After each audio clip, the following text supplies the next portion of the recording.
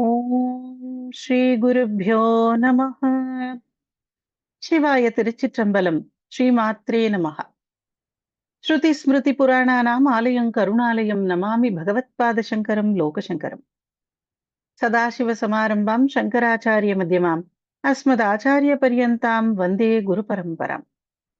குண்டலி குமாரி குட்டிலே சண்டி சராச்சர சவித்ரி சாமுண்டே குணினி குஹாரிணி குஹ்யே குருமூர்த்தே த்வாம் நமாமி காமாட்சி.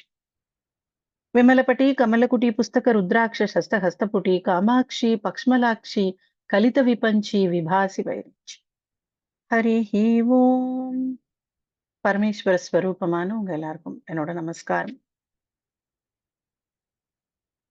சங்கர ஜெயந்தி வரப்போற இந்த சமயத்துல பகவத்பாதாளுடைய ஸ்தோத்திரங்கள் எதுக்காவது எடுத்து அதை பத்தி நாம சிந்திக்கணும் அப்படின்னு நினைச்சு முதல்ல கனகதாரா அப்படிங்கிற ஸ்தோத்திரத்தை நாம இப்போ எடுத்திருக்கோம்.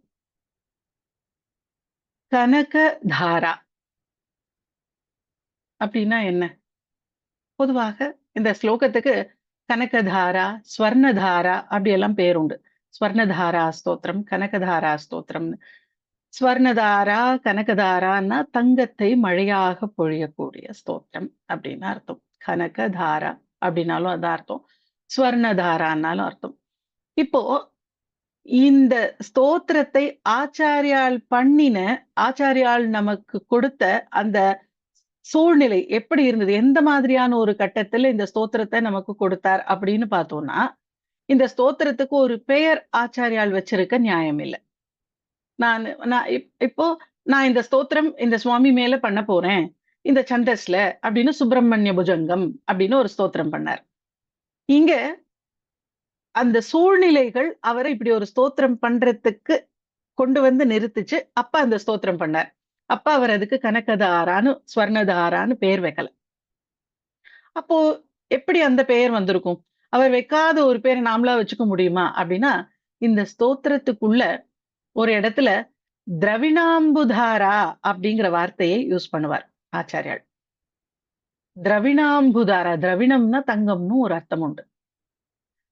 திரவிணாம்புதாரான்னா ஸ்வர்ணதாரா, தங்கமழை, கனகதாரா அந்த அர்த்தம் வருது. அந்த திரவிணாம்புதாரா இன்னொன்னு, இந்த திரவிணாம்புதாராங்கிற வார்த்தையை எடுத்துதான் இந்த கனகதாரா அப்படிங்கிற இந்த ஸ்தோத்திரத்துக்கான பெயர் வந்திருக்கணும். இன்னொரு விஷயம், இந்த ஸ்தோத்திரத்தை ஆச்சாரியால் பாடி முடிக்கிறப்போ அங்க தங்க மழை கொட்டுச்சு. தங்க நாணயங்களா, தங்க நெல்லிக்காய், தங்க நெல்லிக்காய்கள் அந்த வீட்டுல மழையாக பொழிஞ்சது. தங்க நெல்லிக்காய் மழையா பொழியுமா? பொழியும். அப்ப அது உண்மையா? புராண இதிகாச காலங்கள்ல இருக்கக்கூடிய விஷயங்கள்ல நமக்கு டவுட் வரும். ஆனா இது நமக்கு கொஞ்சம் முன்னாடி நடந்தது. சிருங்கேரி பீட்டாதிபதிகள்ல வந்த ஒரு சங்கராச்சாரியார், ஆதிசங்கரர் தானே நமக்கு எல்லாருக்கும் குருவாக, ஜெகத்குருவாக இருந்தவர். அவர் எங்க அவதாரம் பண்ணார்னு சொல்றாங்களோ அந்த க்ஷேத்திரம், அவர் கேரளால அவதாரம் பண்ணார் நமக்கு தெரியும். அந்த பரசுராம க்ஷேத்திரம்னு சொல்லப்படுற அந்த கேரளால காலடியில அவர் இருந்த இடத்துக்கு ஆச்சாரியா வாழ்ந்த இடம் அப்படிங்கறத நாம போய் பார்க்கணும் அப்படின்னு ஒரு சிருங்கேரி மடத்தோட சேர்ந்த ஒரு சங்கராச்சாரியார் அங்க போனப்போ, இந்த தங்க மழை பொழிஞ்ச குடும்பத்தோட சந்ததிகள் இருக்காங்கல்ல, அவங்க தங்கத்தால ஒரு மாலை செஞ்சு கொண்டு வந்து அவர் பாதத்துல வச்சாங்க. அவர் காலடியில அந்த இடத்தை எல்லாம் கண்டுபிடிச்சு அந்த வீட்டை எல்லாம் எடுத்து அந்த வீட்டுக்கெல்லாம் அத சிருங்கேரி மடம் அதை பராமரிக்க ஆரம்பிச்சு அதுக்கு போர்டு எல்லாம் வச்சு இங்கதான் நடந்தது அப்படின்னு எல்லாத்தையும் நம்ம ரெக்கவர் பண்ணி நாம அதை வைக்கணும் எல்லாருக்கும் போய் பாக்குறதுக்கு அப்படின்னு அந்த சங்கராச்சாரியார் அங்க போனப்போ அந்த வீட்டை சேர்ந்தவங்க ஸ்வர்ணத்து மனா அப்படின்னு இன்னைக்கும் அந்த வீட்டை வந்து பராமரிக்கிறாங்க சிருங்கேரி மடத்துல. அந்த அந்த சந்ததியினர் இன்னமும் இருக்காங்க. அவங்களுக்கு தெரியும் அவங்க குடும்பத்துல இந்த மாதிரி ஒண்ணு நடந்தது அப்படிங்கிறது. இப்படி கனக விருஷ்டியாக பொழியறது அப்படிங்கிறது ஆம், இப்ப ஆச்சாரியாளுக்கு மட்டும் தான் நடந்திருக்கா? இல்ல வேற எங்கேயாவது நடந்திருக்கா? வேற எங்கேயாவது நடந்திருக்கா அப்படின்னு யோசிச்சோம்னா, மூக்கர் மூக்க பஞ்சசதியில நமக்கு ஒரு ஹிண்ட் குடுக்குறார். மூக்க பஞ்சசதியில ஸ்துதி சதகம் அப்படிங்கிற அந்த சதகத்துல ஒரு ஸ்லோகம் மூக்கர் பண்றப்போ, தொண்டை நாட்டுல நீ ஒரு தடவ தங்கக் காசுகளை மழையாக பொழிய வச்ச அப்படின்னு அந்த ஸ்லோகத்துல எழுதியிருக்கார். தொண்டை மண்டலம்ங்கிறது காஞ்சிபுரம் இருக்கிற இடம் தான். அந்த தொண்டை மண்டலத்துல ஒரு தடவ பெரிய பஞ்சம் ஒண்ணு வந்தப்போ, அந்த பஞ்சத்துல எல்லாரும் மக்கள் எல்லாம் ரொம்ப கஷ்டப்பட்டு காமாட்சி கிட்ட போய் முறையிடுறாங்க.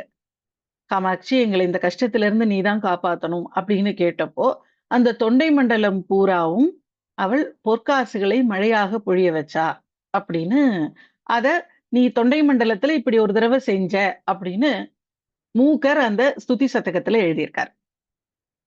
அப்ப இங்க ஒரு தடவ நடந்திருக்கு. வேற எங்க நடந்திருக்கு இந்த விஷயம்னு பார்த்தோம்னா, வேதாந்த தேசிகர் அப்படின்னு இப்ப நாம வைணவத்துல சொல்ற தென்கலை, வடகலைன்னு சொல்றோம் இல்லையா? இதுல இந்த வடகலை சம்பிரதாயத்துக்கு குருவாக, அதை உருவாக்குனவராக இருக்கக்கூடிய நிகமாந்த தேசிகர்ன்னு சொல்லுவாங்க. வேதாந்த தேசிகர்ன்னு சொல்லுவாங்க. அவருடைய விஷயத்துல அதே மாதிரி நடந்திருக்கு. இந்த நிகமாந்த தேசிகர் அப்படின்னா என்ன அர்த்தம்னா, நிகமம்னா வேதம். உபனிஷத்கள்ல கரை கண்டவராக இருந்தாராம். அதனால அவருக்கு நிகமாந்த தேசிகர். வேதாந்தம்னாலும் உபனிஷத். அது வேதாந்தத்திலயும் அதாவது உபனிஷத்துல கரை கண்டவராக இருந்ததுனால, அவருக்கு வேதாந்த தேசிகர் அப்படின்னு பேர். அவருக்கு சர்வதந்திர ஸ்வதந்தரா அப்படின்னு ஒரு பட்டம் குடுத்திருந்தாங்க, அந்த காலத்துல. சர்வதந்திர ஸ்வதந்திரா அப்படின்னு ஒரு பட்டம் குடுத்திருந்தாங்க. அந்த பட்டம் இருக்கிறவங்க எப்படி இருக்கணும் அப்படின்னா, இப்ப எனக்கு அந்த பட்டம் குடுத்திருக்காங்கன்னு வச்சுக்கோங்க. என்கிட்ட யாராவது வந்து, "எனக்கு ரூ. 1,00,000 பணம் வேணும்" அப்படின்னு கேட்கறாங்க. ரொம்ப நியாயமான கோரிக்கையாக இருக்கு. ஏதோ ஒரு முக்கியமான வேலைக்காகத்தான் கேட்கறாங்க. எனக்கு குடுக்கணும்னு இருக்கு. நான் என்ன பண்ணணும் அப்டின்னா, யாரையாவது கூப்ட்டு, "எனக்கு ரூ. 1,00,000 கொண்டு வந்து குடுங்க" அப்படின்னு கேட்டு, அவங்க கிட்ட வாங்கி, அந்த ரூ. 1,00,000 நான் இங்க குடுக்கக்கூடாது.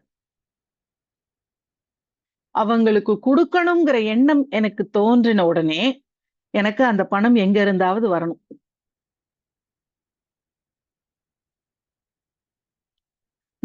எனக்கு நினைப்பு வந்துடுச்சு, அவங்களுக்கு குடுக்கணும்னு. அடுத்த கணம் பார்த்தா யாராவது ஒருத்தங்க இங்க கொண்டு வந்து பணத்த வைப்பாங்க. "இத எடுத்துட்டு போ" அப்படின்னு நான் சொல்லிடுவேன். அப்படி இருக்கக்கூடியவங்கள தான் சர்வதந்திர ஸ்வதந்திரான்னு பட்டம் குடுப்பாங்க. நீங்க நம்ம மகா பெரியவாவோட கதையில இத நெறைய கேட்டிருப்பீங்க. அவர்கிட்ட கல்யாணத்துக்கு 5 பவுன் வேணும்னு யாராவது போய் நின்னா, யாராவது 5 பவுன் வேண்டுதலுக்கு கொண்டு வந்து அங்க வைப்பாங்க. அவர் தொடமாட்டார். சன்னியாசி பொருள தொடமாட்டார், நகைகள தொடமாட்டார். அப்படியே ரீடைரக்ட் பண்ணிடுவார். "அத எடுத்துட்டு போங்க" அப்படின்னு. எப்பவுமே இந்த மாதிரி மகான்கள் இருந்தா, இந்த மகான்கள சந்தேகப்படுறதுக்குன்னு ஒரு கூட்டமும் இருக்கும். ஆடியோ கிளியரா இருக்குல்ல? இந்த மகான்கள சோதிச்சு பார்க்கிறது, அவங்க வம்புக்கு போறதுக்குன்னே ஒரு கூட்டம் இருக்கு. இந்த தேசிகருடைய கதையிலயும் அதே மாதிரி, இவருக்கு எதுக்கு சர்வதந்திர ஸ்வதந்திரான்னு ஒரு பட்டம்? அவர் நிஜமாவே அப்படி பண்ணுவாரா? இப்படி வருமா? பார்ப்போமே! அப்படின்னு ஒரு பிரம்மச்சாரிய கூட்டிட்டு வந்து, ரொம்ப ஏழ்மையில இருக்கிறவன். அவன கூப்ட்டு, "நீ போயி எனக்கு கல்யாணம் பண்ணிக்கணும்னு ஆசையா இருக்கு. பிரம்மச்சரியத்திலிருந்து கிரகஸ்தாசிரமத்துக்கு போகணும் அப்படின்னு ஆசைப்படுறது தர்மத்தின்படி நியாயம். இது அதர்மமான ஆசை கிடையாது. கல்யாணம் பண்ணிக்கணும்னு கேட்டா காசு குடுக்கணும். ஆனா கல்யாணம் பண்ணிக்கிறதுங்கிறது ஒரு ஆசிரமத்தில இருந்து ஒரு வயது வந்தோனே இன்னொரு ஆசிரமத்துக்கு மூவ் ஆகுறது. தர்மத்தின்படி அது கரெக்ட். அதனால நீ போயி அவர்கிட்ட போ. போயி எனக்கு நான் வந்து கல்யாணம் பண்ணிக்கணும்னு ஆசைப்படுறேன். எனக்கு பணம் இல்ல என்கிட்ட. எனக்கு பணம் வேணும் அப்படின்னு கேளு. என்ன பண்றாரு பார்ப்போம். அப்படின்னு அனுப்புறாங்க. நாம ஒரு முக்கியமான விஷயத்த இந்த இடத்துல தெரிஞ்சுக்கணும். மகான்களை மேல மேல சோதிக்கிறதுனால என்ன நடக்கும் அப்படின்னா, மகான்களுடைய புகழ் நல்ல மெருகேறி மேல மேல அவங்க போவாங்க. அவங்கள சோதிக்க போனவங்க வாழ்க்கையில கீழ கீழ போவாங்க. மகான்கள் கிட்ட டெஸ்ட் வைக்க வேண்டிய அவசியம் நமக்கு கிடையாது. அவங்களுடைய வம்புக்கு அப்படி போகக்கூடாது. நம்பிக்கை இருந்தா போகணும். நம்பிக்கை இல்லையா வேற வழி பார்த்துட்டு போயிடும். அவங்கள சோதிக்கிறேன் அப்படின்னு போனா, அவங்க நல்ல மெருகேறி அவங்க அதனால இன்னும் புகழடைவாங்க. நாம ரொம்ப வேதனைப்படக்கூடிய நிலைக்கு போவோம். இங்கேயும் அதுதான் ஆச்சு. அந்த பையன் வந்தான். வேதாந்த தேசிகர நமஸ்காரம் பண்ணி, "எனக்கு கல்யாணம் பண்ணிக்கணும்னு ஆசையா இருக்கு. எனக்கு காசு இல்ல என்கிட்ட. காசு இருந்தா தான் கல்யாணம் பண்ணிக்கணும். எனக்கு காசு குடுங்க" அப்படின்னு கேட்டான். சரி, நல்ல தர்மமான ஒரு ஆசைதான். சரி செய்யலாம் அப்படின்னு அவர் ஒரு நிமிஷம் கண்ண மூடி யோசிச்சார். அவருக்கு எல்லா விஷயமும் தெரிஞ்சது. அப்போ அவர் லக்ஷ்மி தேவி மேல ஒரு ஸ்துதி பண்ணார். அந்த பையனுக்கு அந்த இடத்துல கல்யாணத்துக்கு தேவையான பணத்தை லக்ஷ்மி தேவி குடுத்தா. ஸ்ரீ ஸ்துதின்னு பேரு அந்த ஸ்தோத்திரத்துக்கு. நம்ம இப்பவும் படிக்கிறோம் அந்த ஸ்தோத்திரம் எல்லாம். அந்த ஸ்ரீ ஸ்துதிய அவர் பண்ண உடனே, அவர் முன்னாடி தங்கம் வந்தது, பணம் வந்தது. அந்த பையனுக்கு அப்படியே குடுத்தார். "அப்படியே எடுத்துட்டு போ" அப்படின்னார். இது நமக்கு தேசிகரெல்லாம் நமக்கு கொஞ்சம் முன்னாடி வாழ்ந்தவங்க தான். இங்க இங்க நடந்திருக்கு. வேதாந்த தேசிகரோட விஷயத்துல. இன்னொரு இடத்துல சிருங்கேரி மடாதிபதியாக இருந்த வித்யாரண்ய சுவாமிகள் அப்படின்னு ஒரு சங்கராச்சாரியார். வித்யாரண்ய சுவாமிகள் அவருடைய பெயர். ஆரண்யம்னா காடு. ஆரண்யத்துல போனா நமக்கு கிடைக்காத மூலிகைகளே இருக்காதாம். என்ன மூலிகை வேணும்னாலும் காட்டுக்குள்ள போனா நமக்கு கிடைச்சிடுமாம். அதுபோல அவருக்கு தெரியாத வித்யையே கிடையாதாம். அதனால அவருக்கு வித்யாரண்ய சுவாமிகள்னு பேரு. அவர் வித்யை எப்படின்னா காடு மாதிரி எல்லா விதையும் உள்ள போனா என்னென்ன இருக்குமோ எல்லாமே அவருக்கு தெரியுமா. அப்படி இருக்கக்கூடியவர். ஆனா, அவர் சந்நியாசம் வாங்குறதுக்கு முன்னாடி ரொம்ப ஏழ்மையில கஷ்டப்பட்டவர். ரொம்ப கஷ்டம். ஏன் இவ்ளோ தரித்திரம் நமக்கு? அப்படின்னு அவருக்கே ரொம்ப கஷ்டமா போய், லக்ஷ்மி தேவிய நோக்கி சாதனை பண்றார். தபஸ் பண்றார். லக்ஷ்மி தேவிய நோக்கி தபஸ் பண்ணி, லக்ஷ்மி தேவி கட்டாட்சிக்கிறா. அவர் கேட்கிறார், "உனக்கு என்ன வேணும்?" அப்படின்னு கேட்கிறாங்க லக்ஷ்மி. "எனக்கு ஐஸ்வர்யத்த குடு" அப்படின்னு கேட்கிறார். அம்மா சொல்றாங்க, "நான் பாட்டுக்கு நெனச்ச உடனே உனக்கு ஐஸ்வர்யத்தை அள்ளி குடுத்துட முடியாதுப்பா. உனக்கு பூர்வ ஜென்மத்துல நெறைய பாபம் இருக்கு. அத அனுபவிக்கிறதுக்கு தான் இந்த பிறவியில நீ தரித்திரத்துல இருக்க. அதனால இந்த தாரித்திரியத்தை நீ அனுபவிச்சு தான் தீர்க்கணும். இத நான் மாத்த முடியாது. நான் கர்ம பல தாதா. உன்னுடைய கர்மத்துக்கான பலனை உனக்கு கொடுக்க முடியுமே தவிர, உன்னுடைய கர்ம பலனை எல்லாம் கேன்சல் பண்ணி உனக்கு ஐஸ்வர்யத்தை கொடுக்கணும்னா என்னால முடியாது. ஆனா ஒண்ணு சொல்றேன். இப்ப என்ன நோக்கி நெறைய தபஸ் பண்ணியிருக்க. இந்த புண்ணியம் எல்லாம் உன்கிட்ட இருக்கு. இத அப்படியே வச்சுக்கோ. அடுத்த ஜென்மத்துல உனக்கு ஐஸ்வர்யத்த நான் குடுப்பேன். ஏன்னா இப்ப பண்ண சாதனை. முன்னாடி பண்ண பாவத்தை இப்ப தரித்திரமாக அனுபவிக்கிறோம். இப்ப பண்ணி இருக்கக்கூடிய சாதனையினுடைய பலனை அடுத்த ஜென்மத்துல உனக்கு ஐஸ்வர்யமாக நான் அள்ளி குடுக்கிறேன். போன ஜென்மத்துல லக்ஷ்மியை எப்படி வழிபட்டிருப்பேனோ, இப்ப கோடீஸ்வரனாக இருக்கேன் அப்படின்னு நீ நினைக்கிற அளவுக்கு உனக்கு செல்வத்தை நான் அடுத்த ஜென்மத்துல குடுக்கிறேன். இந்த ஜென்மம் நீ கஷ்டம் தான் படணும் அப்படின்னு சொல்லிட்டாங்க. லக்ஷ்மி இம்மீடியட்டா என்ன பண்ணாருன்னா, சந்நியாசம் வாங்கிட்டார். ஆபத் சந்நியாசம் அப்படின்னு பேரு. நம்ம ஆச்சாரியால் அப்படித்தான் வாங்கினார். நீங்க சங்கர விஜயம் கேட்டுட்டு இருக்கீங்க. சங்கர விஜயம்ல ஆச்சாரியால் எப்படி அந்த முதலை பிடிச்சப்போ அம்மாவ சம்மதிக்க வச்சார். ஆபத் சந்நியாசம் வாங்கி அம்மாவுடைய நிலைமை அந்த இடத்துல எப்படி இருந்தது? தன் பையன் பிழைச்சு இருந்தாலே போதும். சன்னியாசியா இருந்தா கூட இருந்துட்டு போட்டும். ஆனா உயிரோட இருந்தா போதும் அப்படின்னு நினைச்சு ஒத்துக்கிட்டாங்க. சந்நியாசம் பண்ணி போறதுக்கு. அப்ப டக்குன்னு சந்நியாசம் வாங்கிட்டார். முதல்ல கால விட்டுடுச்சு. அது ஆபத் சந்நியாசம். அது மாதிரி இங்க இம்மீடியட்டா சந்நியாசம் வாங்கிட்டார். சந்நியாசம் வாங்கிட்டு வித்யாரண்ய சுவாமிகள் நிக்கிறப்போ, இப்போ சந்நியாசம்ங்கிறது மறுபிறவி. அதனாலதான் பேர் முதற்கொண்டு மாத்துவாங்க. இங்க இருக்கக்கூடிய எல்லாத்தையும் விட்டுட்டு சந்நியாசம். இப்ப அவங்களுடைய அம்மாவெல்லாம் சொல்றப்ப கூட பூர்வாசிரமத்துல அம்மா, பூர்வாசிரமத்துல தம்பி அப்படின்னு சொல்லுவாங்க. முன்னாடி ஜென்மம் அது. இப்ப புது பிறவி சந்நியாசம் வாங்கினா. இப்ப கேட்கிறாரு. இப்ப அடுத்த பிறவியில தரேன்னு சொன்னேன்ல. இப்ப நான் சந்நியாசம் வாங்கிட்டேன். புது பிறவி தானே இது. இப்ப குடு அப்படின்னு. இப்ப லக்ஷ்மி வந்து சன்னியாசி தானே உனக்கு எதுக்கு பணம்லாம் கேட்க முடியாது. குடுத்துதான் ஆகணும். அவ்வளவு ஐஸ்வர்யத்தை கொடுத்தாங்க. அவ்வளவு ஐஸ்வர்யத்தை வச்சு வித்யாரண்ய சுவாமிகள் அந்த சமயத்துல மாலிகாபூர் படையெடுப்பு நடந்துச்சு.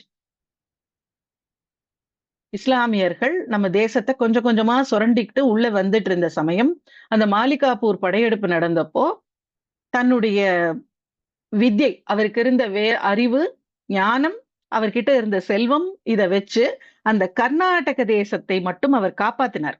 மாலிகாபூர் கிட்ட இருந்து. காப்பாத்தி ஒரு பேரரசை ஸ்ட்ராங்கா நிர்மாணம் பண்ணார். அதுதான் விஜயநகர பேரரசு.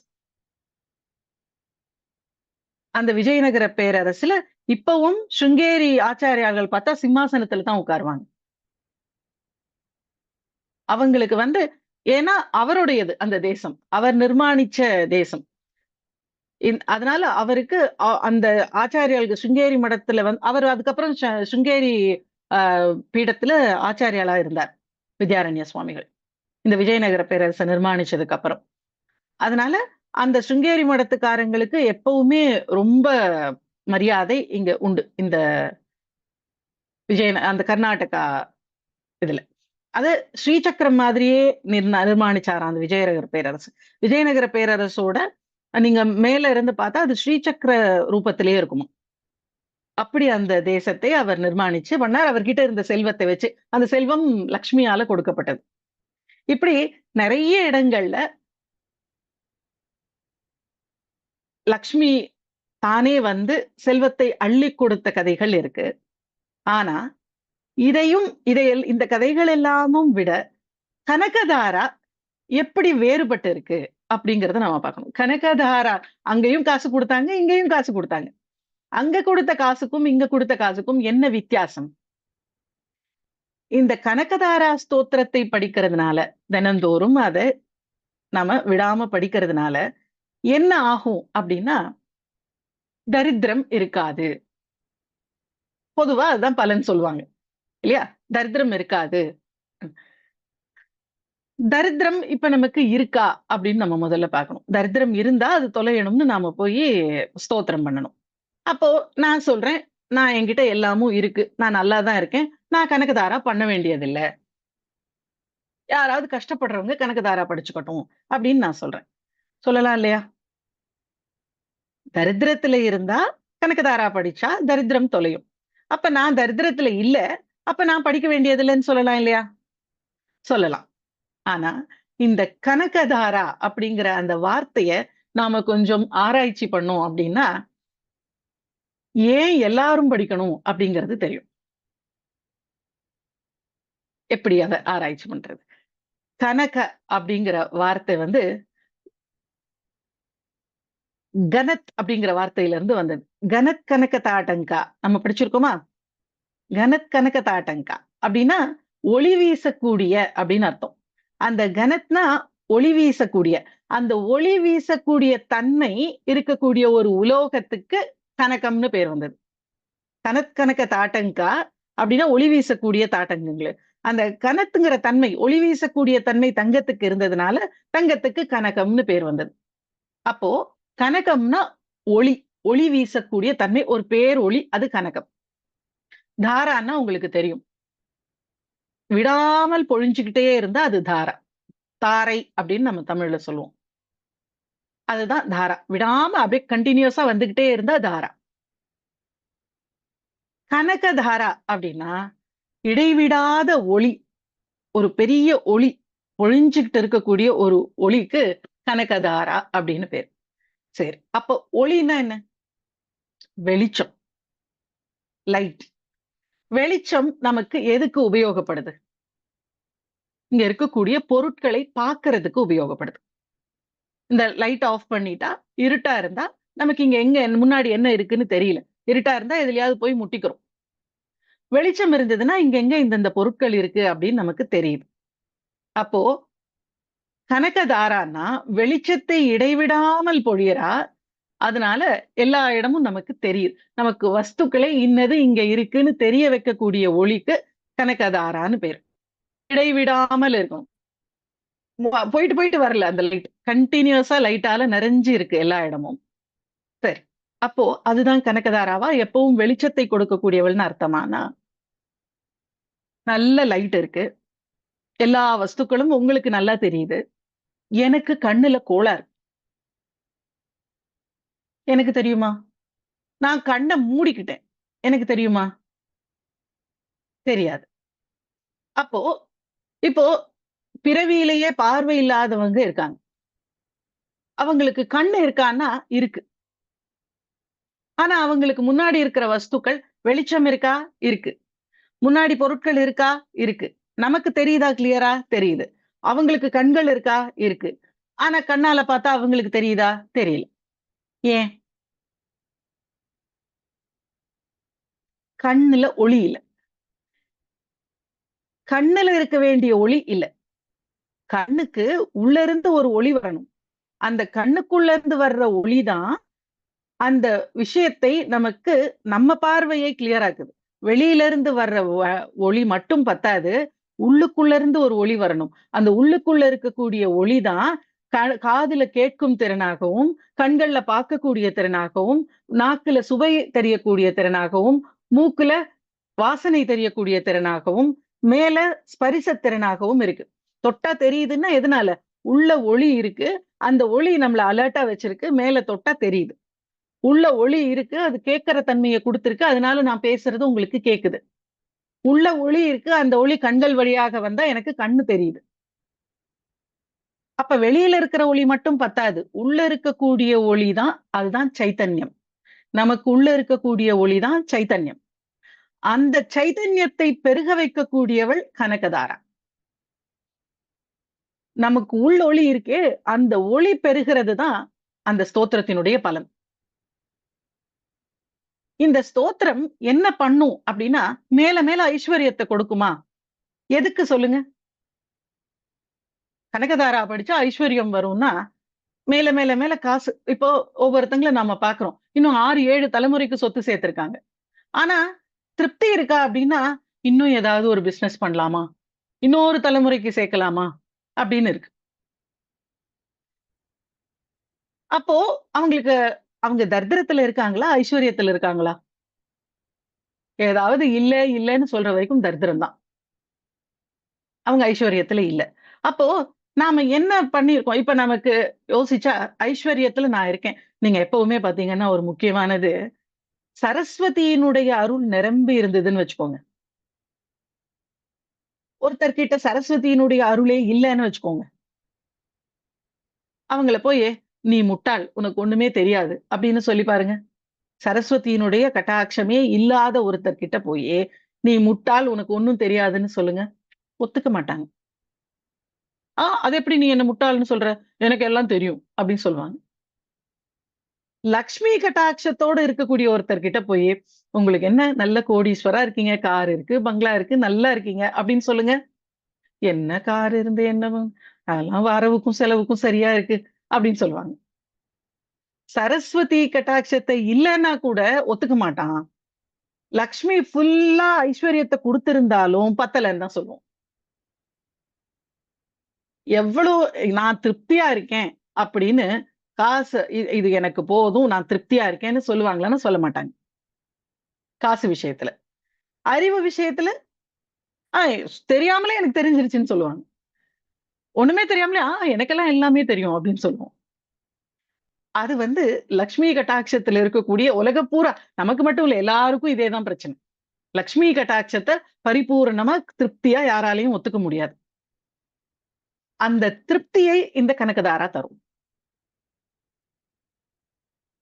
வெறுமனே காசு குடுக்கிற ஸ்தோத்திரம் கிடையாது இது. திருப்தியை கொடுக்கும். இப்போ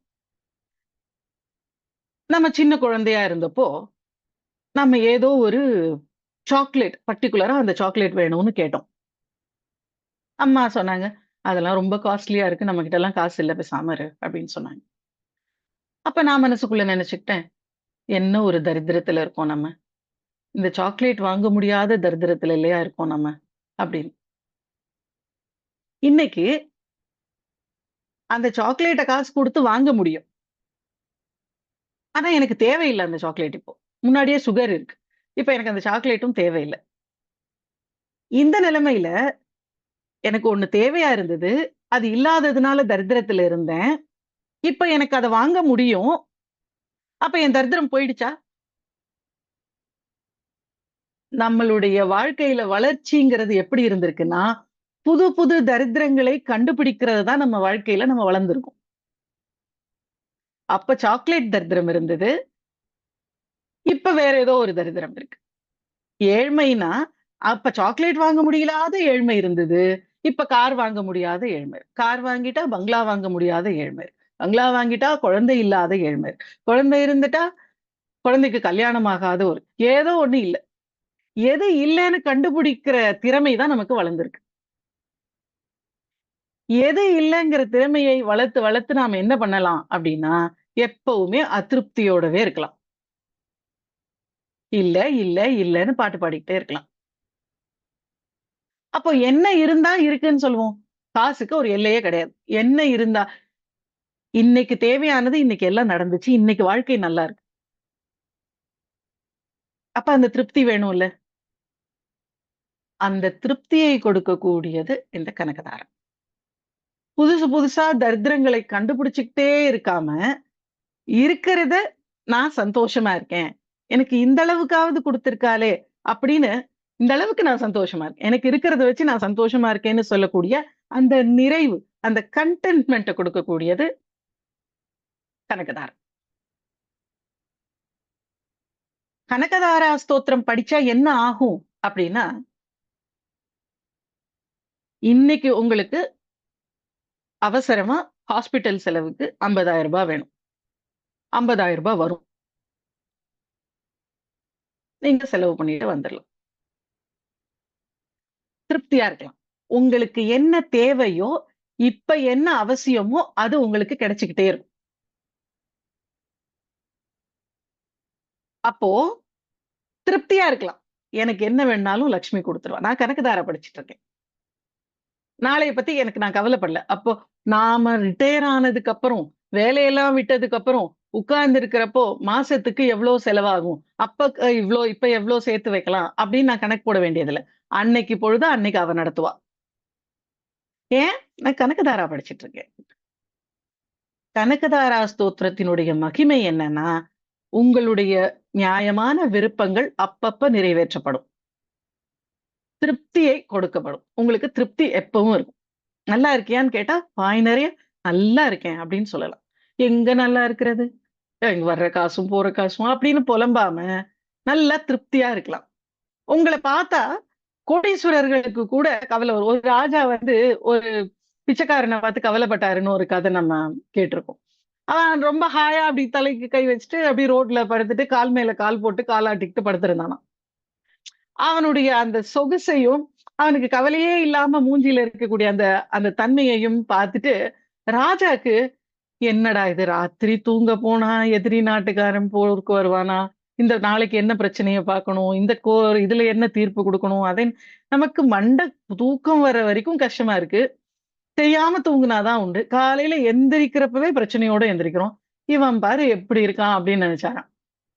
அப்போ எது முக்கியம்? அந்த திருப்தி முக்கியம். அந்த பிச்சைக்காரனுக்கு இருந்த திருப்தி அந்த ராஜாக்கு இல்ல. ராஜா கிட்ட இருக்கக்கூடிய வசதிகளோட கம்பேர் பண்ணா, அவனுக்கு ஒண்ணுமே இல்ல. அவருக்கு பெரிய பஞ்சணை இருக்கும். அதுல விசிறதுக்கு 4 பேர் இருப்பாங்க. அப்படி நோகாம மெத்து மெத்துன்னு தூங்கலாம். அவன் எங்கேயோ ரோட்ல படுத்திருக்கான். ஆனா நமக்கு என்ன வேணும்? பஞ்சணையும், விசிறதுக்கு 4 பேரும் வேணாம். நிம்மதியான தூக்கம் வேணும். அப்ப திருப்தி வேணும். இன்னைக்கு வயிறு ரொம்பிடுச்சு, திருப்தியாக இருக்கான் அந்த பிச்சைக்காரன். இன்னைக்கு வயிறு ரொம்பினாலும், நாளைய பத்தின கவலைகள் ஏகப்பட்டது இருக்கு அந்த ராஜாவுக்கு. நமக்கு ராஜாவுடைய வாழ்க்கை வேணும்.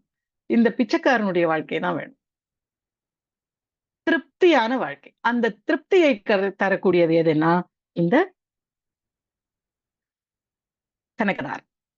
அப்படி ஒரு உள்ளொளியை பெருக்குச்சுனாலே போதும் இல்லையா? உள்ளொளி பெருகினாதான் நமக்கு இருக்கக்கூடிய விஷயங்கள் எல்லாம் தெளிவாக தெரியும். இன்னைக்கு வெளியில இருக்கக்கூடிய ஒளியினால முன்னாடி இருக்கிற வஸ்து தான் தெரியும். உள்ளொளி பெருகினா எல்லா தன்மைகளும் தெரிய வரும். அதை கொடுக்கக்கூடியது கனகதாரா. ஒரே ஒரு எந்த சூழ்நிலையில இந்த கனகதாராவை பாடினாருன்னு பார்த்தாலுமே கூட, ஏன் அவர் ஸ்தோத்திரம் பாடணும்? நீங்க முதல்ல சொல்லுங்க. அந்த சந்தர்ப்பத்தை சொல்றப்ப நான் அத கேட்கிறேன். சோ இங்க கனகதாரா அப்படின்னா, கனகம்னா ஜொலிக்கக்கூடிய ஒண்ணு. ஜொலிக்கக்கூடிய ஒண்ணு பார்க்கிறதுக்கு எப்பவும் அழகாக இருக்கும். சௌந்தரியமாக இருக்கும். லகரினா தாரா. தொடர்ந்து வந்துகிட்டே இருக்கக்கூடியது தாரா, லகரி. சௌந்தரிய லகரி, கனகதாரா எல்லாம் ஒண்ணுதான். இல்லையா? கனகம்னா ஒளி வீசுது. ஒளி வீசக்கூடியது ரொம்ப அட்ராக்டிவா அழகா இருக்கு. அது சௌந்தரியம். லகரின்னா தொடர்ந்து வர்றது. தாரானாலும் தொடர்ந்து வர்றது. அப்ப சௌந்தரிய லகரியும், கனகதாராவும் ஒண்ணுதானா? ஒண்ணுதான். அப்ப அது வேற கடவுள் மேல லலிதா பரமேஸ்வரி மேல பாடப்பட்டிருக்கு. இது லக்ஷ்மி மேல பாடப்பட்டிருக்கே அப்படின்னா, லலிதா பரமேஸ்வரிய பத்தி பேசலாம். துர்காவ பத்தி பேசலாம். இங்கே வந்து லக்ஷ்மிய பத்தி பேசலாம். ஒரு நாள் நம்ம சரஸ்வதிய பத்தி பேசலாம். எத பத்தி பேசினாலும் எல்லாம் அந்த ஒரே ஜெகதம்பா தான்.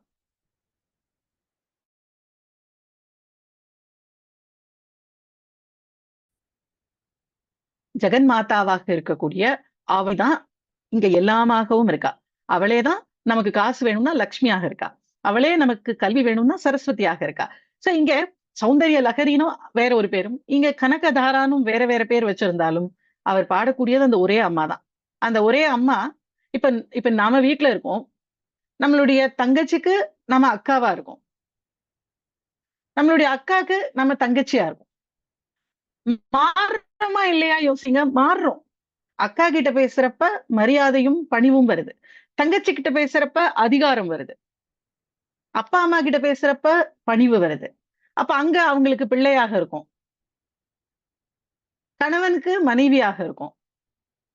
அப்ப நாம இவ்ளோ ரோல் ப்ளே பண்றப்போ, அவளால காசு கேட்டா அவங்களுக்கு அவள் லட்சுமியா இருந்து காசு குடுக்குறா.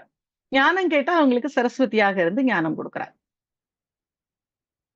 நமக்கு நெறைய கஷ்டங்கள் வருதுன்னு சொன்னா, கஷ்டங்களை நீக்கி துர்க்கையாக நிக்கிறா.